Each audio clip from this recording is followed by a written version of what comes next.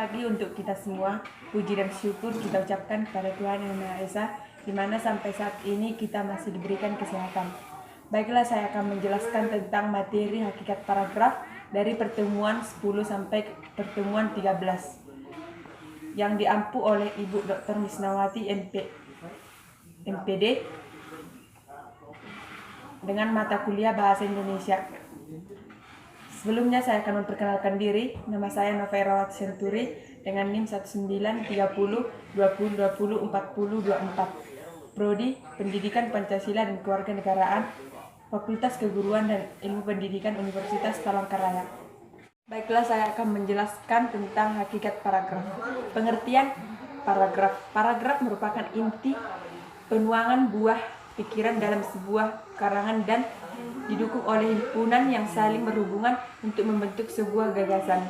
Dalam sebuah karangan atau tulisan, paragraf mempunyai fungsi memudahkan pengertian dan pemahaman dengan topik atau tema yang lain, karena setiap paragraf hanya boleh mengandung setiap unit pikiran atau ide pokok. Ide pokok tersebut berfungsi sebagai pengendali informasi yang diungkapkan melalui sejumlah kalimat. Gagasan utama dan kalimat topik dalam sebuah paragraf. Inti permasalahan terdapat pada topik utama atau pikiran utama. Pikiran utama inilah yang menjadi pokok persoalan atau pokok perbincangan, sehingga juga sering disebut gagasan pokok. Gagasan utama atau ide pokok. Gagasan utama tersebut dikemas dalam sebuah kalimat topik. Jenis paragraf. Berdasarkan pola penalaran, ada 5 jenis paragraf. Yang pertama, paragraf deduktif. Yang kedua, paragraf induktif. Yang ketiga, paragraf deduktif induktif. Yang keempat, paragraf ineratif. Yang kelima, ide pokok menyebar. Yang pertama, paragraf deduktif, yaitu paragraf yang ide pokok atau gagasan utamanya terletak di awal paragraf dan diikuti oleh kalimat-kalimat penjelas untuk mendukung gagasan utama. Yang kedua, paragraf deduktif, yaitu paragraf yang kalimat topiknya terdapat pada bagian akhir. Yang ketiga, paragraf deduktif induktif atau campuran, yaitu paragraf yang kalimat topiknya terdapat pada bagian awal dan akhir paragraf. Yang keempat, paragraf ineratif, yaitu paragraf yang kalimat utamanya terletak di tengah-tengah paragraf. Yang kelima, ide pokok menyebar, yaitu tidak memiliki kalimat utama. Pikiran utamanya menyebar pada seluruh paragraf atau tersirat pada kalimat-kalimatnya. Saya akan menjelaskan berdasarkan gaya ekspresi atau pengungkapan. Yang pertama, paragraf narasi, yaitu gaya pengungkapan yang bertujuan menceritakan atau mengisahkan rangkaian kejadian atau peristiwa, baik peristiwa kenyataan maupun peristiwa rekaan atau pengalaman hidup berdasarkan perkembangannya dari waktu ke waktu, sehingga tampak seolah-olah pembaca mengalami sendiri peristiwa itu. Yang kedua, paragraf eksposisi, yaitu paragraf yang bertujuan untuk menginformasikan sesuatu sehingga memperluas pengetahuan pembaca. Yang ketiga, paragraf persuasif, yaitu paragraf yang berisi ajakan.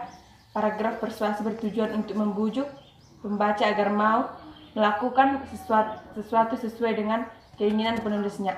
Yang keempat, paragraf argumentasi, yaitu suatu corak paragraf yang bertujuan membuktikan pendapat penulis agar pembaca menerima pendapatnya. Kemudian pengembangan paragraf.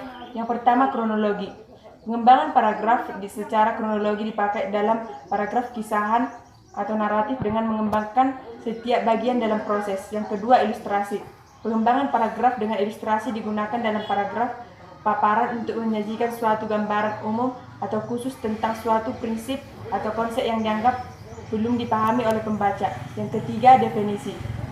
Pengembangan paragraf ini digunakan apabila seorang penulis bermaksud menjelaskan suatu istilah yang mengandung suatu konsep dengan tujuan agar pembaca memperoleh pengertian yang jelas dan mapan mengenai hal itu.